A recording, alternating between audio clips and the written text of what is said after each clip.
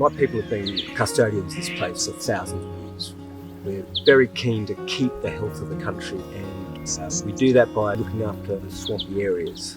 The swamps will hold water and keep our waterways running clean, and that is important for the health of the country. And that's our job.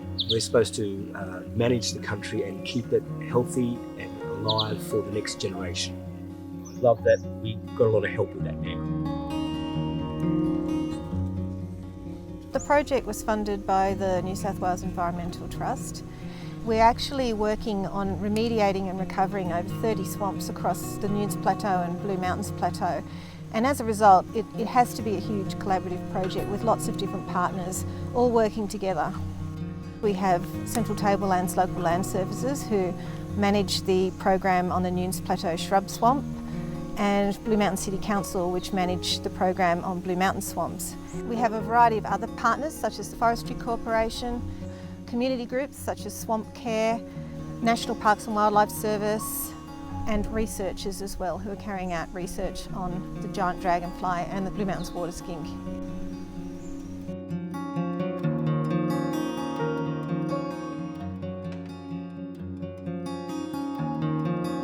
Yeah, so I'm standing here in Broad Swamp, which is the jewel in the crown of the Nunes Plateau shrub swamps. This is a real education swamp for us. It's an opportunity to show people what a good intact swamp system looks like. I'm standing right in the middle of a population of threatened Dean's Boronia. It occurs probably in about 5 or 6 swamps on the Nunes Plateau. So Nunes Plateau shrub swamp, although it forms part of, I suppose, a temperate swamps on sandstone vegetation type, it's different to the Blue Mountains in that it tends to be a bit more shrubby, and certain species, including the Dean's Boronia, only grow here, not in the Blue Mountains. These swamp systems essentially sit right up the top of the catchments. They tend to be sort of broad and flat, and they act like a big sponge in the landscape. So the water comes in, sits in these systems, and is slowly released out into the waterways below, and they really help to purify that water, and are really, really essential in terms of that whole catchment water cycle management. So here we are in a typical Blue Mountain swamp.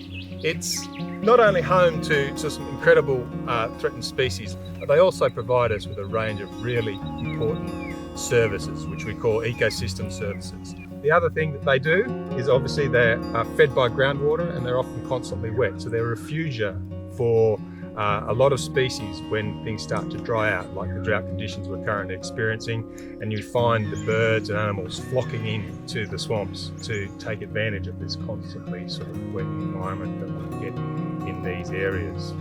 So they're really important ecosystems, not only for the threatened species that we find in them, but also for these really important ecosystem services that they provide us. And there's just no way, if we tried to recreate this as an engineered, man-made environment, doing those same services for us, we'd be spending tens of millions of dollars to achieve that same outcome, and probably wouldn't be working anywhere near as efficient as this system is.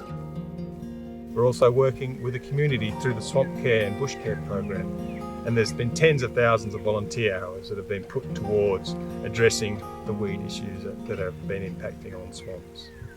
And I'd certainly encourage any of you who are interested in trying to protect these systems to join us. There's a lot of work to be done. In Aboriginal culture, we are part of the country, so the health of everything is contributing to our health and our well-being. And like I say, that's our job. Our job is to look after not just ourselves, but the rest of the creatures here, and we do that by looking after the country as best we can.